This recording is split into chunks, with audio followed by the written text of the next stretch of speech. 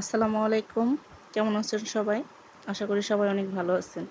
আজকে গেছিলাম ওয়াসিফের স্কুলে, ওয়াসিফের জন্য টিফিন নিয়ে। এটা ছিল ওয়াসিফের স্কুলের সামনের বিশাল একটা মাঠ। মাঠে ছিল অনেকগুলো রাজহাঁস। রাজহাঁস কিন্তু অনেক দৌড়ানি দেয়, ভয়ঙ্কর। দেখতে সুন্দর, কিন্তু মানুষ দেখলেই দৌড়ানি দেয়।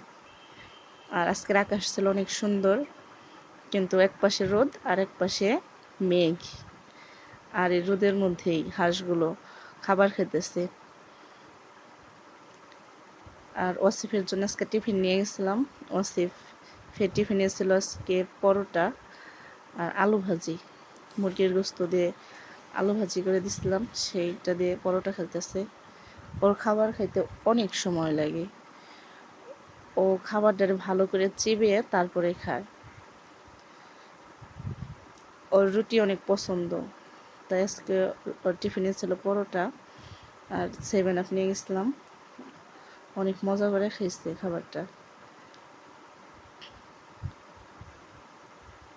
ওর খাবারের সময় নেই বেশি খাবার খাইতে, এইটুকুই। আর ও খাইতে খাইতেই দেখেন বাইরে বৃষ্টি চলে আসছে।